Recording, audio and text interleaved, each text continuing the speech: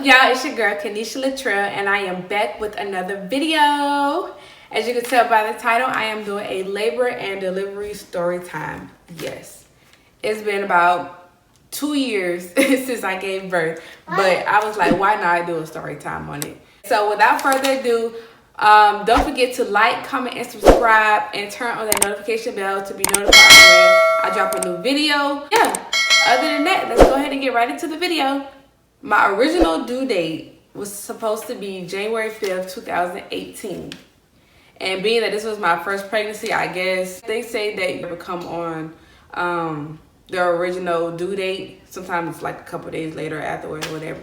But when I say I was trying everything to get her out on her due date, she was so stubborn. She would not come out for nothing, okay? I think at my last doctor's appointment, before my actual due date, because I think January 5th fell on a Friday, if I'm not mistaken. So my doctor's appointment was actually earlier in the week. And so my doctor pretty much said that if she doesn't come out on Friday, then I'll have to get scheduled to be induced. And I think she said after that Monday or Tuesday. So January 5th came, and of course I'm still going to work because I'm like, look, I can't stay home because I'm distressed trying to figure out why she not coming. And so I went to work, nothing happened. So yeah, Saturday was January 6th. And of course me and my boyfriend, we were just waiting to see whenever she was going to come, just see if I was going to go into labor. That Saturday, we went out and he was joking. So I was like, oh, I'm about to go out, I'm about to go out. I was like, all right, if you go out, watch, she going to end up coming. I'm having to go into labor, we have to go to the hospital. And he was like, no, she not going to come, she not going to come. So one of his friends ended up coming over. They was, getting ready to go out or whatever. And so I'm just chilling in the bed, minding my own business. I was like, you know what? I'm gonna let him go out. She probably not gonna come. But the crazy thing about this though, I actually talked to my mom earlier that day, and she told me that my grandma had a dream that Paige was gonna come. She told me she was gonna come on Saturday. So I was like, okay, I'm not gonna sit here and think about it too much, because if I get my hopes up, like, I'm gonna be trying to figure out like what's going on, why she not coming, or whatever. So anyway, so fast forward, he was getting ready to go out around 11:30. Like, I felt this urge. This might be a little TMI, so disclaimer. So around 11:30ish, I had to go to the restroom because I felt like I had to pee. And so when I went to the restroom, like, this big blob just came out, and I was like, what the heck? So of course I looked in the toilet, and it looked like my mucus plug had came out. So I was like, oh snap. So I immediately called. I was like, babe. And he came and he was like, what's up? I was like, I think I just lost my mucus plug. And he was like, I don't even remember his reaction. I don't know if he was like cool about it, or he was like, okay, so what's about to happen now? I said, I don't know. I think I might start having contractions soon. Like, I'm not sure. And so I was like, but I don't think you should go out because we're probably going to end up having this baby soon. So of course he ended up staying behind. And so like 30 minutes later, 12 o'clock midnight, I started having my first contraction. So I was like, ooh, I feel a little contraction. So I'm just sitting here chilling like, okay, you know what, this ain't too bad. So about 10, 15 minutes later, had another contraction. So I was like, okay, I'm handling this. So yeah, so after my second contraction, I was like, okay, I'm okay, I'm good. So of course I was my whole plan was to try to labor as much as I can at home before I try to go to the hospital, because I do not want to get sent back home after going to the hospital. After about my second contraction or whatever, I was fine. Then my third one came again. I was like, okay, these contractions starting to, get a little intense, but I don't know if my brain was trying to tell me like these contractions hurt, even though they probably wasn't that bad. I don't know. But as time went on or whatever, like after my third, fourth, or fifth contraction, I was like, okay, let's go ahead and call what is it called? The hotline, the labor hotline or whatever. And I had my boyfriend call, and the nurse on the phone, she was kind of acting kind of slow. Like, he was trying to tell her like, okay, yeah, we timing the contractions. At this point, they were probably like between 5 to 9 minutes apart at this time. So, but each time I kept having one, they kept getting a little more strong or whatever. So I was like, okay, I don't know what to do. So she was like, well, I need to talk to her. And I was like, bruh, are you serious? I cannot talk right now. So I finally end up getting on the phone, and I try to tell her, My contractions are between like intensity maybe about 5 or 6 at this point, and they're probably between 5 to 9 minutes apart. So she was like, if you need to go ahead and go to the hospital, go ahead. They could just go ahead and check you, see if you dilated, etc., etc. So we was like, okay, let's go to the hospital. I don't even remember we even had the bags and stuff. We probably did. I'm pretty sure I probably ended up having at least her diaper bag packed. You need help? There you go. No, I think I did have everybody's bags packed. I think by the time I knew my the due date was coming, I think I ended up having everybody's bags packed. And we already had the car seat installed and everything. So we was actually prepared. So, but I think my boyfriend, he was really calm. Like, he was just like, okay, let's just go ahead and go to the hospital. Like, it's time. So I was like, okay, let's go to the hospital. So we get there. I honestly do not remember what time we got there. But I know when we got there, they didn't admit me yet. But they took me to, like, I guess the pre-room or whatever it's called. I'm not sure. So of course, they hooked me up. They checked my baby's heart rate and the contraction. They were like, yeah, I'm having contractions or whatever. So they checked me and they was like, you're not dilated yet. Not even an inch dilated, but I'm having these contractions. I was like, bruh, okay. So they end up sending me back home. So I was like, okay, I'm gonna just try to sleep through this. So that was the first time they sent me home. So then, you know, I think I was sleeping a little bit, but I still kept waking up. But I know when I was at the hospital, I called my mom. I was like, Mom, Amispa came out. I'm in the hospital right now. I don't know if I'm having a baby tonight, but she coming. Of course, she stayed all the way in Savannah, and I was in Atlanta at this time. She was just like, just let me know if we get closer, or, you know, just whenever, you know, you feel like you about to have the baby, and I'll go ahead and get on the road. By the time they was like, okay, you can go ahead and leave, she was about 30 minutes to an hour away. So that's how I know it was going into earlier that morning. We back home. I couldn't really sleep because my my contractions were getting stronger at this point. They were still about 5-6 minutes apart. They were just, when I said they were starting to get intense, they were starting to get intense. I remember my mom bought us some breakfast. Surprisingly, I ate through my contractions. And so after I got done eating breakfast, I think that's when I was like, okay, you guys, I think I really need to go to the hospital at this point, because my boyfriend was all about, like, if you in this much pain, you need to go to the hospital at this point. But I kept trying to tell him, like, you know, I would hate for us to go to the hospital and they send me back home again because I'm not dilating or whatever, because that was the first reason. Like, okay, yeah, we need to go to the hospital. I think by this point, like, my contractions were very intense. They were like between an 8 and a 10 at this point. And then I think this was the same weekend that it was one of those, I think it was a championship game. I don't even remember who was playing because I'm not really all into the sports and following the championship games and stuff like that. But I think it was a football game and they were playing in Atlanta. So of course, Atlanta's already packed anyways. So being that it was a championship game held in Atlanta, traffic was just 10 times worse. It was horrible. So by this time, I think it was probably maybe like around almost close to noon, if not. I think by the time we end up going back to the hospital. So I'm not even in the seat at this point. I'm like, oh my gosh, can we hurry up and get here? Don't every little bump or speed bump, oh my gosh, this hurt, you cannot do this. I'm just going in for the hospital. So we get there. So again, they still didn't admit me, but actually one of my nurses wasn't the one that was going to be delivering me though. It was another one, because I had two. One of my nurses from my prenatal appointment, she was actually there. So she was the one that was checking me and everything. So I was telling her, like, you know, we came in the middle of the night, and they sent me home because they said I wasn't dilated, but my contractions are here or whatever. And I'm like, at this point, they're very intense. So they checked me. Guess what? Still wasn't dilated.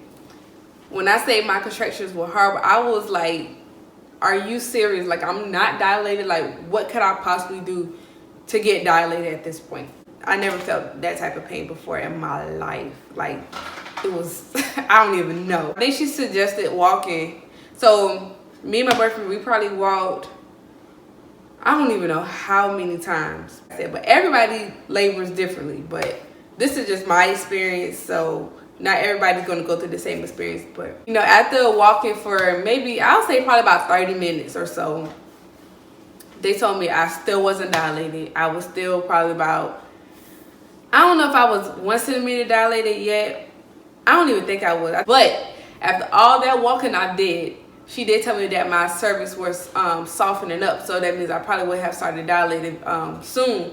We just didn't know how long I would be dilated. It was like, now the only thing pretty much is that in order for you to probably dilate, you probably need to get some rest. So they did give me like a sleeping pill. I don't remember the name of it, but I took half of that when I was there. Honestly, once I started taking that pill, I don't even remember going back home. So this was the second time they sent me home. So I don't even remember going back home that second time because I think I was getting sleepy off the pill that they gave me. So I think by this time it was getting late. It was dark already.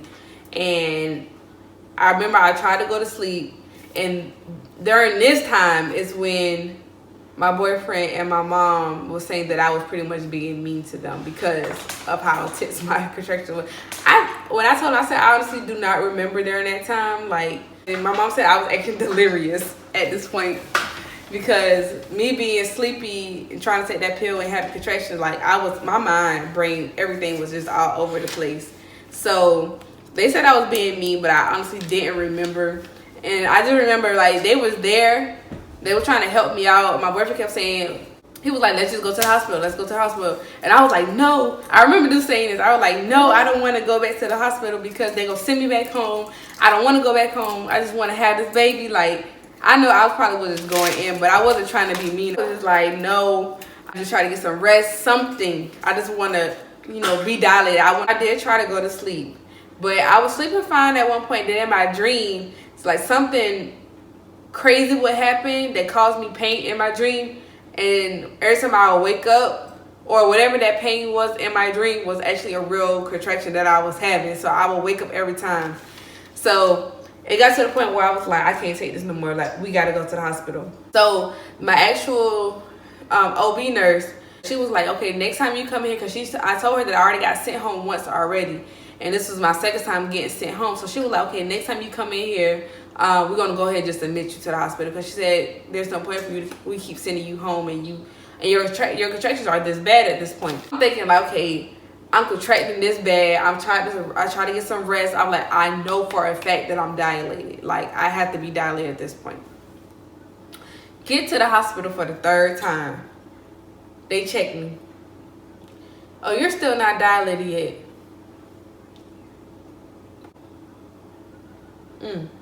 Okay. So at this point, they did offer if I want epidural. I said yes, because I am in that much pain. Like, I was trying to see if I can go through, the whole labor without, getting the epidural, just to see if I could. But the fact that I wasn't dilated at all, and my contractions were pretty much at a 10 at this point, I was like, yes, just go ahead and give me the epidural. Please, just give me the epidural. I didn't even feel it. Like, I knew it was a needle, and I'm kind of like uneasy about needles or whatever, but when I say that the pain that I was in, I really did not care.